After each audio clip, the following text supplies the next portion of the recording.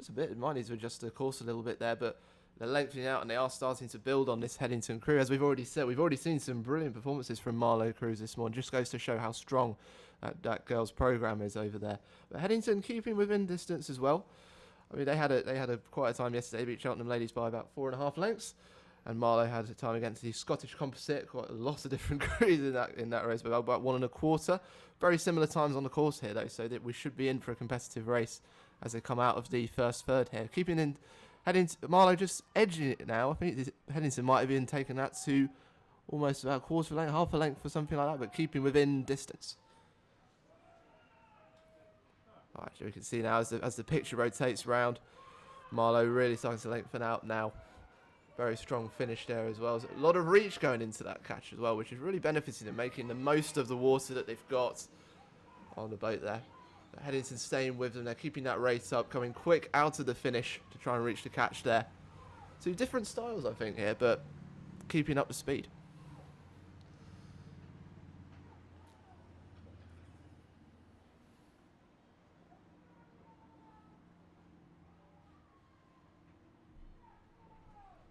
Just letting the pictures do a bit of the talking there for you. You can see the stunning shots of the Oxfordshire countryside, illuminated today by some of the finest female rowers in the world, and certainly at junior 16 level, these are the creme de la creme of UK clubs and schools. Marlow Rowing Club there in the foreground of your shot, looking very impressive. And we come to expect this from Marlow. They consistently produce crews of the highest calibre who can take on pretty much all comers, and this Marlow quad looking no different. They'll have their eye, I imagine, on the final already, although this semi-final is not wrapped up just yet. But Marlow, much like Henley in the last race, just sneaking out every single stroke, taking another little inch or so out of their opposition, and Headington are going to have to mount a pretty impressive charge to come back through Marlow in the final few metres of this semi-final.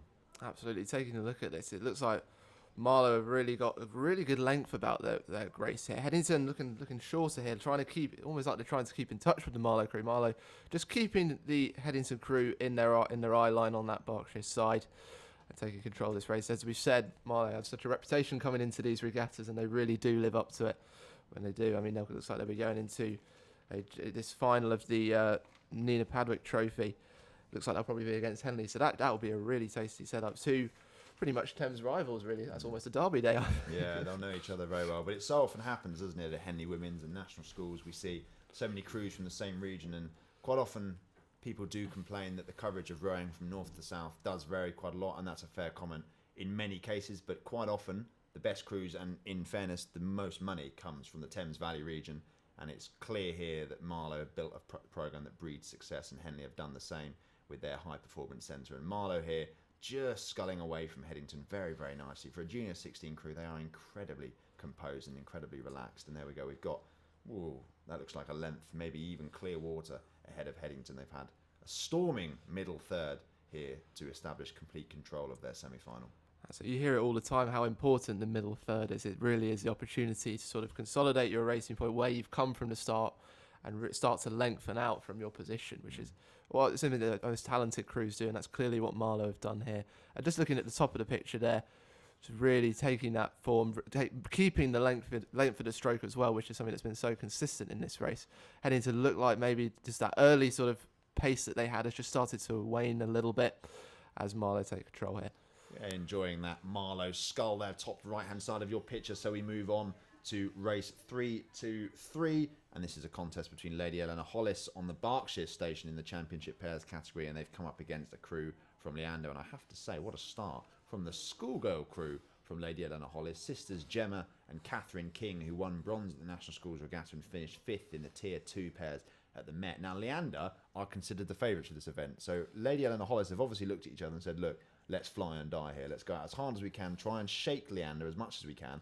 And what a start they've had. Absolutely. And it's clear to see why they've done that as well. Obviously, this Leander crew, Natasha Harris-Weiss and Laura Merridew, won a women's pair, and they're also part of the 8 that won at Ghent Regatta.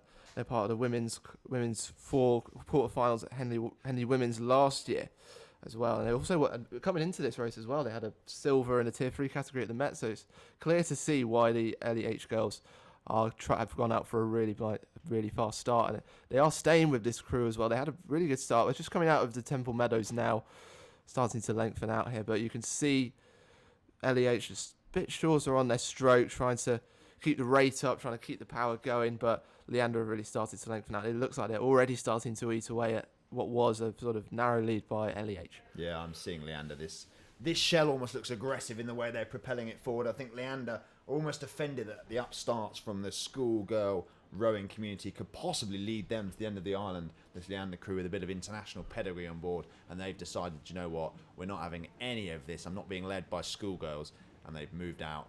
And they've decided to take a hold of this race, and indeed they are. Every stroke, their shell is just moving a little bit further ahead of the crew from LEH, and Leander establishing control as we move past the barrier. Absolutely, and yeah, it is just exactly what you want to see when you have a start. If you've had a start where the other crew has gone ahead. You know, I remember doing a race. I think we raced against Norwich. I think in 2012, where they had a bit of a better start than us, but as soon as you start lengthening out from the island, it really just, if you get the length, you just want to see the boat sort of go in by every single stroke, and that's exactly what's happened here. It just gives you so much confidence going into that important middle part of the race. As they probably go past the enclosure, they'll start to lengthen out again. But the Gemma and Catherine King, the two sisters from Lady Eleanor Hollis, they're keeping this rate up. They are trying to stay with this Leander crew, but they are just eating away. And was making that lead even bigger as they go through the enclosure here. I mean, looking at the form here, just nice and strong, coming out of the finish, keeping it very nice and composed, I think, there. Trying to catch, keeping that length through this middle third. Well, you've got to give them their dues, haven't they, Lady Eleanor Hollis? They've done a pretty good job here of holding on to a Leander crew who are quite clearly older and a little more experienced than them. But I think this task may prove one too many for Lady Eleanor Hollis. As we move down the course, you can just see Leander stretching out a little bit, establishing what they hope to be clear water before long. They are still in contact, the two crews, but I would expect Leander, with their superior pedigree, superior form, and perhaps superior horsepower, to just accelerate away in the second half of the course. So we watch those two crews make their way down. Of course, we'll bring you some quick results, starting with the aspirational lightweight singles.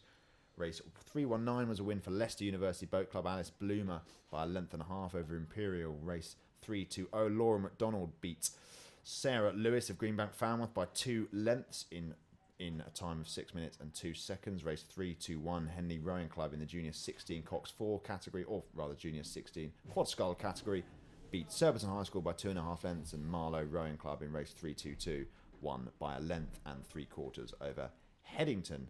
And we're just watching race 323. Enter the third of this Henley Women's Regatta course. You can just see the finish line there by Remenham Club.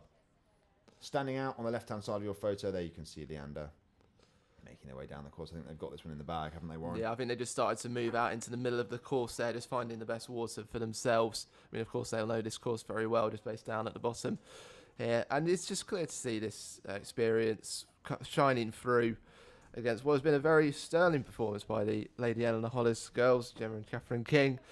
But it looks like Leander are just going to be too good for them on the day. As we've already said, all those accolades that they've won, especially with that great form coming in from Met Regatta as well. And they're just really taking this. They've had not the best of starts, but they're no messing about as they coming into the finish here, taking full control now. Well, I imagine Leander believe there will be perhaps sterner tests on the road ahead, and they'll be wanting to conserve as much energy as they can for the final, which will happen later on this afternoon. We've got racing pretty much all day, right through to 4:30 this afternoon, where all the finals will have been decided and the trophies will have been handed out. You can see Leander there crossing the line. Spirited performance, though, from the schoolgirl crew, Catherine and Gemma King of Lady Eleanor Hollis. Very impressive from them. But that was a win for Leander, provided the umpire doesn't get involved. We will confirm that result with you a little later. But we move back to the start for race 324.